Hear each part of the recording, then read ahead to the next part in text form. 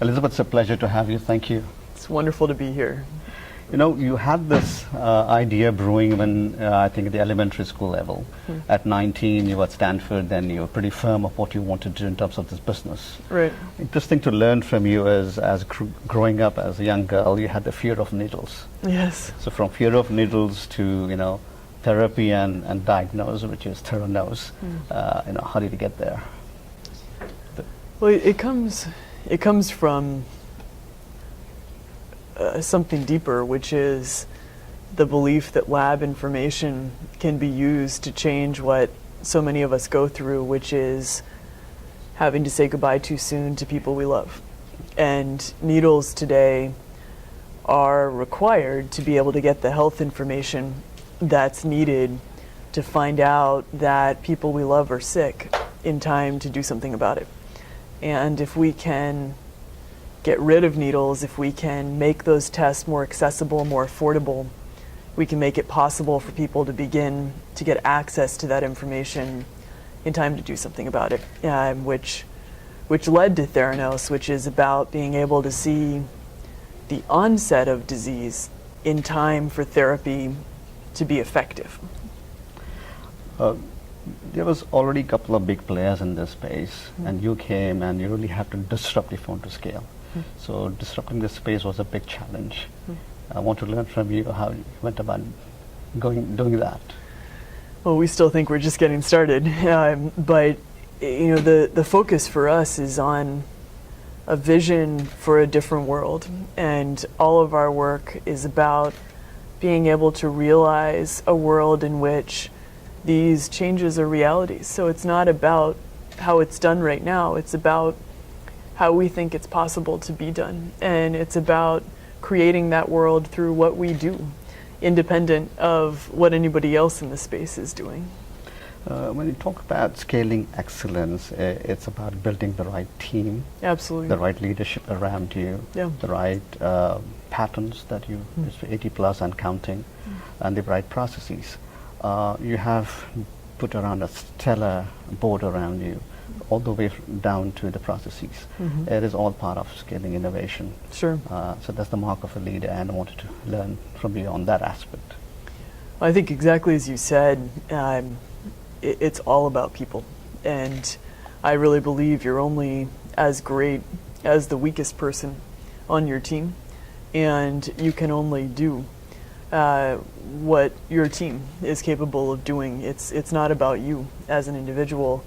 And so the ability to find people whose mission is your mission and who want to do the greatest work of their life here and now, I think is central to being able to succeed, because when you have a team of people who are determined to realize a change or realize an outcome no matter what, you figure out as many different ways to get there as you need until you do. And leadership is about being able to bring that team together and memorialize that commitment around a vision, and then see it all the way through until you're done. And that's very much how we're working to build our company and our team. Building on the decisive leadership model, there are two ways of looking at it. One is to get inspired from others, and the other is to inspire the other people. Your take on both? I think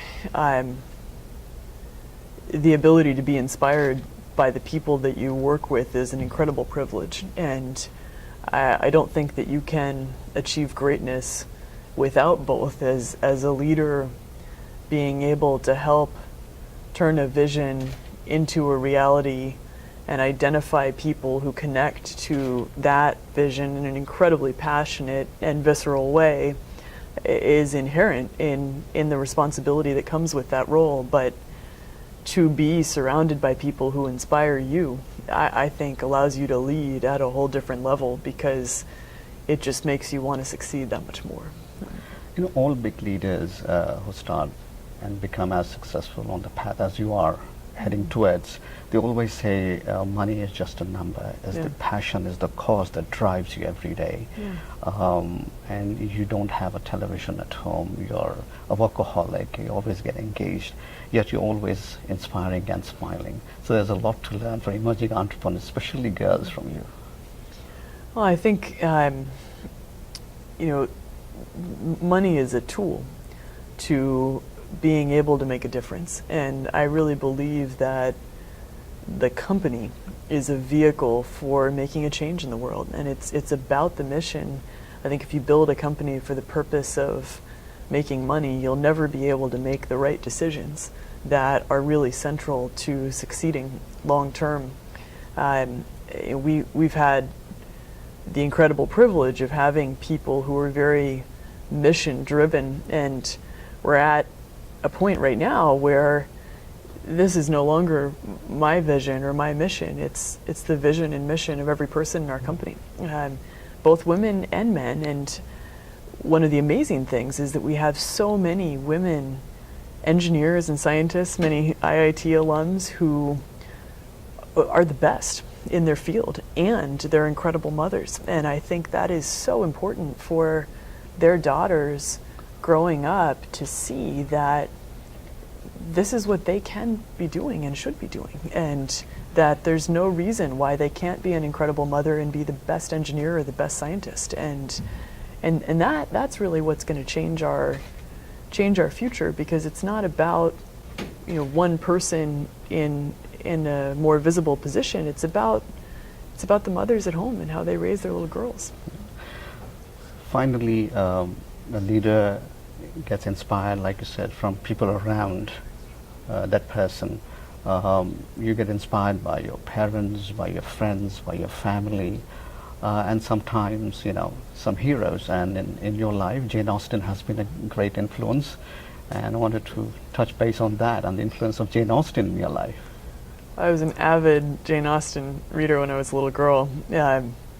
I think one of the most amazing things about where we are in our world right now with the intersection of technology in so many fields is that you can leverage the combination of technology and insight in the humanities. We were talking about philosophy during my talk, and the distinctions that come from applying a reflection about philosophical questions or about the beauty that you see in the humanities can be translated into building the most amazing products, because the products are tools for serving people, and those insights, I think, are very meaningful. So I'm sure that shaped my philosophy on the world in ways that I probably haven't even thought about. Thank you for being here, and thank you for the inspiration. No, it's great to be here. Wishing you continued success. Thank you. Thank you. All right. Wonderful.